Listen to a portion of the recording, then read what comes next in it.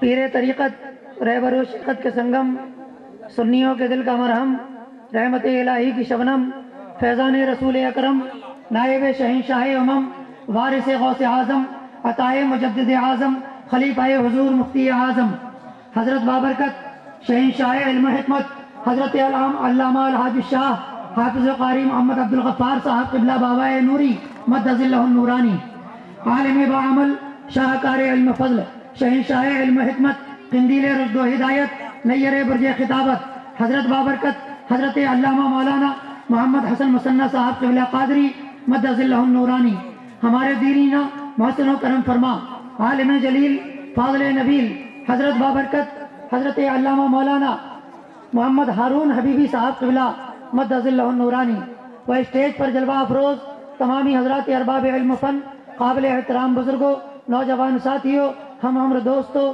عزیز بچوں، بارگاہ رسالت کے دیوانیوں، السلام علیکم ورحمۃ اللہ وبرکاتہ۔ کون کہتا ہے دور رہتے ہیں، بن کے آنکھوں میں نور رہتے ہیں۔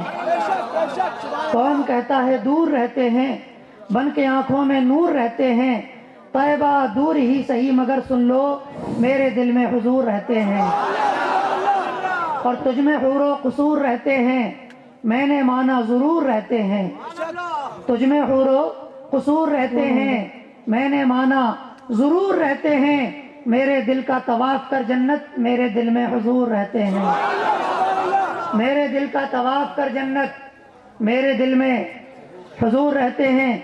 آئیے ہم اور آپ سب سے پہلے آفتاب رسالت، ماہتاب نبوت، شمع بزم ہدایت، مصطفیٰ جان رحمت، اللہ کے حبیب، ساری کائنات کے طبیب، حضور رحمت عالم جناب محمد الرسول اللہ صلی اللہ تعالی علیہ وسلم کی بارگاہ کرم میں غلامی کا نذرانہ پیش کریں اور بلند آواز سے درود و سلام کا نذرانہ محبت پیش کریں۔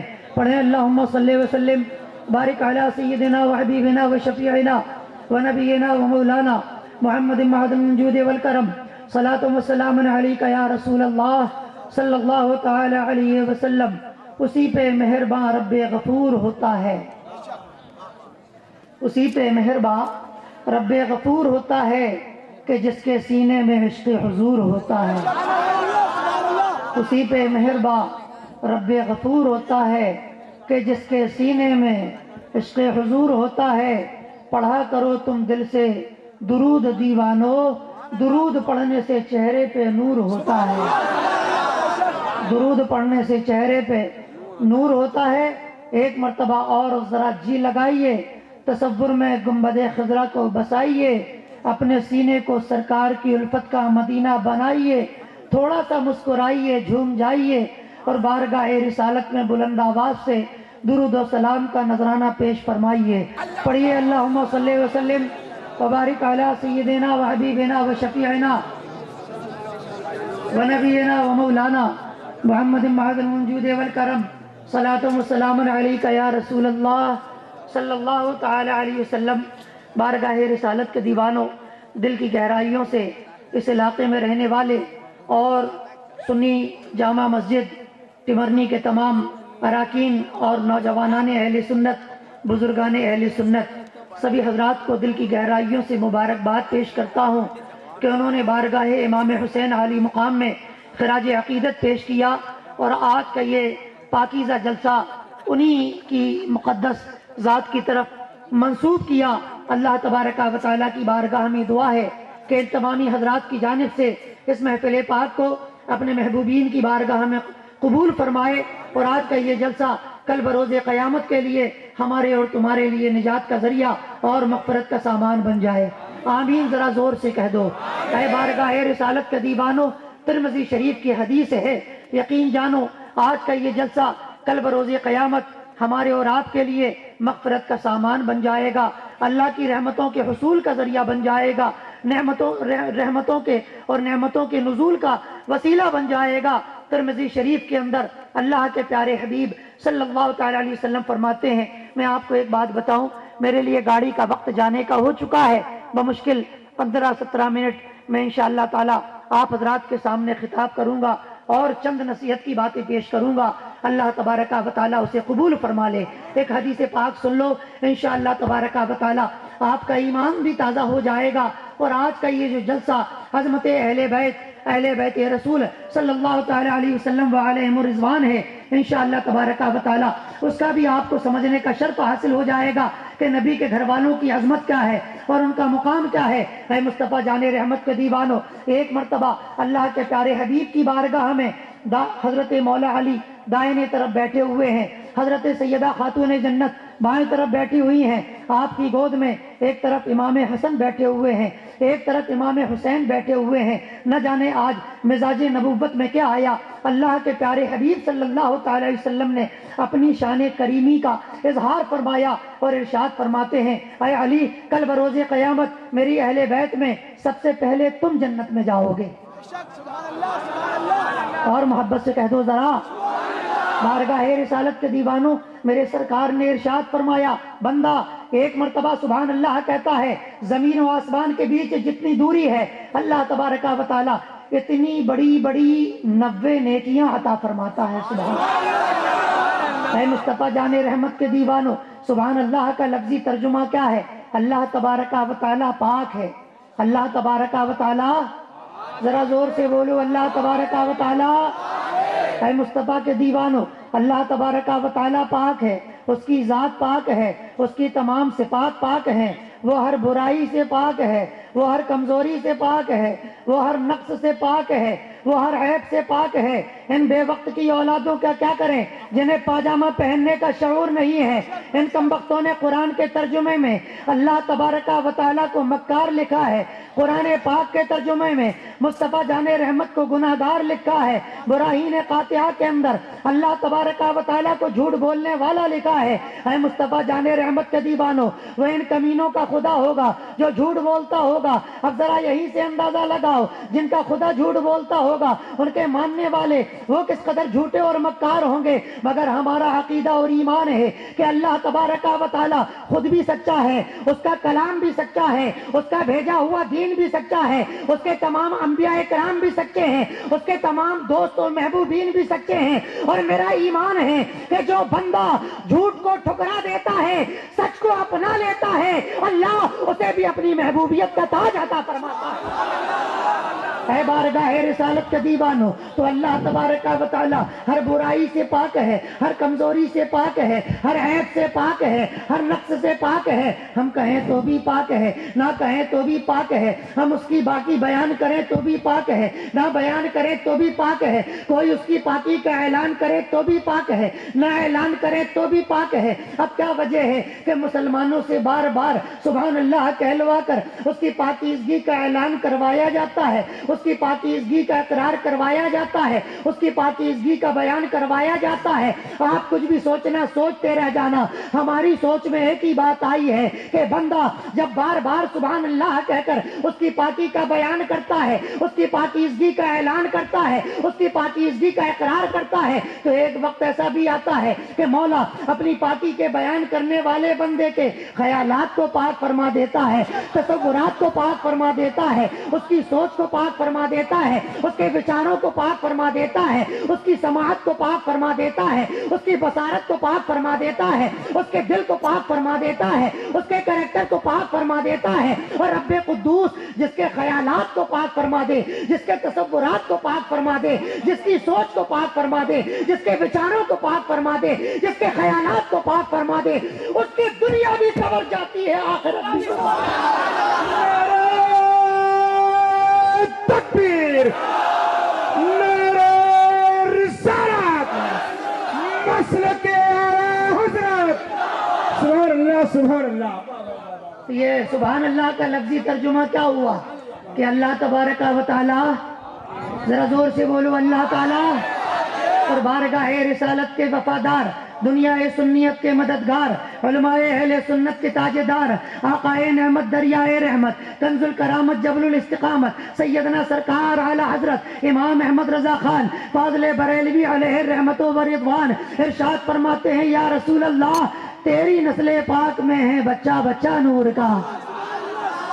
تیری نسل پاک میں ہے بچہ بچہ نور کا، تو ہے عین نور، تیرا سب گھرانہ نور کا، سبحان اللہ۔ اے بارگاہ رسالت کے دیوانوں، شواہد النبوہ کے اندر حضرت علامہ جامی فرماتے ہیں کہ اللہ تبارک و تعالیٰ نے نبی کے گھر والوں کو ایسا پاک بنایا ہے، ایسا لاجواب بنایا ہے، ایسا بے مثال بنایا ہے۔ ارے ترمذی شریف کے اندر باب المناقب کے اندر امام ترمذی فرماتے ہیں، سنو، سیدہ خاتون جنت حضرت فاطمہ جس وقت پیدا ہوئی تھی تو ان کی پیدائش کی برکت سے مکے کے در و دیوار منور ہو گئے تھے، مکے کے در و دیوار روشن ہو گئے۔ ہم مصطفیٰ کے دیوانوں، میں ایسی لاجواب ہے تو آؤ میں تمہیں جلدی سے بتا دوں کہ بیٹا کیسا لاجواب ہے، ان کا لخت جگر کتنا لاجواب ہے۔ یہی حضرت علامہ شامی ارشاد فرماتے، علامہ جامی ارشاد فرماتے ہیں کہ حضرت امام حسین عالی مقام رضی اللہ تعالی عنہ ابھی ننھے سے ہیں، ابھی چھوٹے سے ہیں، بچپنے کا زمانہ ہے، مگر قربان جاؤ اللہ تبارک و تعالیٰ نے کیسی شان والا بنایا، کیا مقام والا بنایا، کیا مرتبے والا بنایا۔ ارشاد فرماتے ہیں کہ حضرت امام حسین عالی مقام بچپنے کا زمانہ ہے، اگر کسی گھر کے اندر بیٹھے ہیں، اس گھر میں چراغ جل رہا ہے اور چراغ کا تیل جب ختم ہو جاتا ہے تو اس گھر کے اندر اندھیرا ہو جانا چاہیے، اس گھر کے اندر تاریکی ہو جانا چاہیے، مگر فرماتے ہیں کہ جس گھر کے اندر امام حسین موجود ہوتے اور چراغ کا تیل ختم ہو جاتا تو اس گھر کے اندر نہ تو اندھیرا پھیلا کرتا، نہ تاریکی پھیلا کرتی، نہ ظلمتیں آیا کرتی۔ فرماتے ہیں کہ امام حسین کے رخسار اور امام حسین کی پیشانی سے ایسی نور کی کرن نکلتی تھی کہ سارا گھر منور رہا کرتا تھا، سارا گھر روشن رہا کرتا تھا، سارا گھر اجالا رہا کرتا تھا۔ اسی کو فرمایا تیری نسل پاک میں ہے بچہ بچہ نور کا، سبحان اللہ۔ اے مصطفیٰ کے دیوانوں، جب نبی کا لاڈلا اتنا لاجواب ہے تو آمنہ کا لال کتنا لاجواب ہوگا۔ ان سے کہنا، اے بے وقت کی اولادو، اے آمنہ کے لال کی برابری کا انکار کرنے والو، اے مصطفیٰ جان رحمت کی مثلیت کا دعویٰ کرنے والو، آؤ میں تمہیں بتاؤں کہ مصطفیٰ جان رحمت کے گھرانے کی شان کیا ہے۔ فرمایا گیا کہ حضرت امام حسین عالی مقام مدینہ المنورہ سے چلے، مکہ المکرمہ میں آئے، مکہ المکرمہ سے کربلا معلیٰ کی طرف جانے لگے تو حضرت عبداللہ بارگاہ امام میں حاضر ہوئے، عرض کرتے ہیں یا ابن رسول اللہ، ہمارے پاس ایک کنواں ہے، ہمارے گھر میں پانی اسی کنویں سے آتا ہے، ہمارے یہاں جو ہے کھیتوں میں پانی اسی کنویں سے آتا ہے، ہمارے کھلیان اور ضرورت و باغات میں پانی اسی کنویں سے آتا ہے۔ یا ابن رسول اللہ، ہمارے کنویں کا پانی ختم ہو چکا ہے، ہمارے کنویں کا پانی وہ کم سے کم ہوتا چلا جا رہا ہے، آپ اللہ کی بارگاہ میں دعا کر دیں تاکہ اللہ تبارک و تعالی کنویں کے پانی میں برکتیں عطا فرما دے۔ اے دیوان گانے عشق مصطفیٰ، ذرا توجہ کے ساتھ سننا کہ فاطمہ کے لاڈلے کی شان کیا ہے۔ کربلا کے اندر امام حسین علی مقام نے جو پانی کا استعمال نہیں کیا، یہ اپنی بارگاہ میں پانی نہیں بلایا ہے، یہ ان کا صبر تھا، یہ ان کی شان تھی۔ ورنہ دیوانہ کہتا ہے کہ رسول پاک کا دل بھر اگر ضد پر اتر آتا فلک کیا شے ہے۔ ذرا علماء اکرام کی توجہ چاہوں کہ رسول پاک کا دل بھر اگر ضد پر اتر آتا فلک کیا شے ہے۔ عرش خالق اکبر اتر آتا حسین ابن علی کی پیاس میں ایک راستہ، ورنہ زمین کربلا پر چشمہ کوثر اتر آتا۔ نعرے مت لگاؤ، نعرے مت لگاؤ، اے بارگاہ رسالت کے دیوانوں، نعرے مت لگاؤ، اے بارگاہ رسالت کے دیوانوں۔ ہاں میں تمہیں بتاؤں، ایک حدیث پاک ہے خصائص الکبریٰ شریف کے اندر، جزاک اللہ، خصائص الکبریٰ شریف کے اندر اس کو رقم فرمایا گیا ہے کہ جب غار ثور میں ہجرت کی رات، ہجرت سمجھتے ہو جس رات کو اللہ کے رسول نے مکہ المکرمہ چھوڑا اور مدینہ شریف کے لیے تشریف لے جانے لگے رات کے اندھیرے میں، تو ساتھ میں کون تھا؟ صدیق اکبر۔ کون تھا؟ زور سے بول دو ذرا، یہ کون صدیق اکبر ہیں جن کے بارے میں آقا ارشاد فرمائے والذی بعثنی بالحق نبیا لا يدخل الجنت مبغضک ولو کان له عمل 70 نبیا۔ میرے آقا فرماتے ہیں اے ابو بکر، تیرا دشمن اگر 70 نبیوں کے برابر عبادت کرے گا تو اس سے بغض رکھنے والا اگر 70 نبیوں کے برابر بندگی کرے گا تو اس سے نفرت کرنے والا اگر 70 نبیوں کے برابر بھی اللہ کی عبادت کرے گا تو جنت میں نہیں جائے گا، جنت کی خوشبو بھی نہیں پائے گا۔ اے مصطفیٰ کے دیوان दीवानों बोलो, सिद्दीक अकबर का दुश्मन अगर जन्नत में ना जाएगा तो जो आमना के लाल का दुश्मन होगा, जो अहमद मुख्तार का दुश्मन होगा, जो सैयदुल अबरार का दुश्मन होगा, ईमानदारी से बोलो क्या वो जन्नत में जाएगा? करोड़ों सज्जे करेगा, जन्नत में तो क्या जाएगा, जन्नत की खुशबू भी नहीं पाएगा।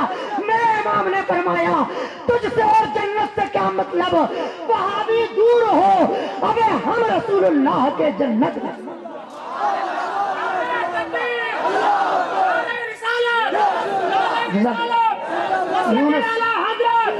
यूनुस बैग का बीच वाला चेन खोलिए, बैग रखा हुआ है आपके यहाँ, उसमें एक किताब रखी होगी ऑरेंज कलर के थैले में लपटी हुई, आप उसको ले आइए। गुलाबी थैला है, उसमें एक ही किताब है, बस जो भी एक किताब मिले उसको उठा लाइए। दुरूद शरीफ सल्लल्लाहु अलैहि मोहम्मद सल्लल्लाहु अलैहि वसल्लम, सलातो व सलाम अलैका या रसूल अल्लाह सल्लल्लाहु तआला अलैहि वसल्लम। बारगाह रिसालत के दीवानों, मैं तो अर्ज कर रहा था कि जब मुस्तफ़ा जाने रहमत के साथ यारे गारे मुस्तफ़ा हजरत सिद्दीक अकबर रज़ियल्लाहु तआला अन्हु जब चले हैं, गारे सौर के अंदर पहुंचे हैं, अर्ज करते हैं या रसूल अल्लाह मुझे पानी की तलब है, आका मुझे पानी की जरूरत महसूस हो रही है, बड़ी प्यास। तवज्जो के साथ सुने ना आप हज़रात, मुझे बहुत थोड़ा सा मुख्तसर बयान करना है। तो इरशाद फरमा अर्ज करते हैं या रसूल अल्लाह मुझे पानी की बड़ी तलब महसूस हो रही है, मेरे आका करम फरमाएं पानी चाहिए। अल्लाह के रसूल इरशाद फरमाते हैं कि है अबू बकर, इस हदीस पाक के शोशे गोशे बयान न करूंगा, वरना होना तो ये चाहिए था कि अल्लाह के रसूल फरमाते यहाँ पानी कहाँ से आ सकता है, मैं तुम्हें पानी का इंतजाम कहाँ से कर सकता हूँ, मेरे पास खुद ही खाने पीने का और तोशे वगैरह का इंतजाम नहीं है। मगर मुस्तफ़ा जाने रहमत के दीवानों वो जानते थे कि सरकार की शान ये है कि आका की बारगाह में अगर कोई सवाली बनकर आता है तो सवाल करने में देर होती है, दामन के पुर होने में देर नहीं होती है। और ताजे ज़मान फरमाते हैं कि मंगता तो है मंगता, कोई शाहों में दिखा दो जिसको मेरे सरकार का सदका न मिला हो। आता है फकीरों पे उन्हें प्यार कुछ ऐसा, खुद भीख दे और खुद कहे मंगते का। अर्ज करते हैं या रसूलल्लाह मुझे पानी लगी है, प्यास लगी है, आका करम फरमाए। मेरे सरकार ने इरशाद फरमाया ऐ अबू बकर थोड़ी देर रुको, अल्लाह करम फरमाएगा, इंतजाम फरमाएगा। अभी चंद लम्हा भी ना गुजरा था कि मुस्तफ़ा जाने रहमत ने फरमाया ऐ अबू बकर जरा वो गार के कोने में देखो क्या है। हजरत सिद्दीक अकबर कोने में जाते हैं तो देखते हैं कि पानी का चश्मा उबल रहा है, पानी का चश्मा उबल रहा है। फरमाया का पानी है का पी लो। हजरत अबू बकर ने पिया, 1 मिनट पिया, 2 मिनट पिया, 5 मिनट पिया, 7 मिनट पिया। मेरे सरकार ने फरमाया अबू बकर पानी पी रहा है या पेट में पानी जमा कर रहा है? पानी पीता है, अब पेट में पानी जखीरा जमा करके रख रहा है। कहा नहीं या रसूलल्लाह पानी पी रहा हूं। कहा फिर इतनी देर पानी पीते? कहा रसूलल्लाह पैदाइश से लेकर अब तक कई मरतबा पानी पिया, बेशुमार मरतबा पानी पिया, मगर या रसूलल्लाह ऐसा पानी कभी नहीं पिया। तवज्जो है, ऐसा पानी। कहा क्यों भाई क्या बात है?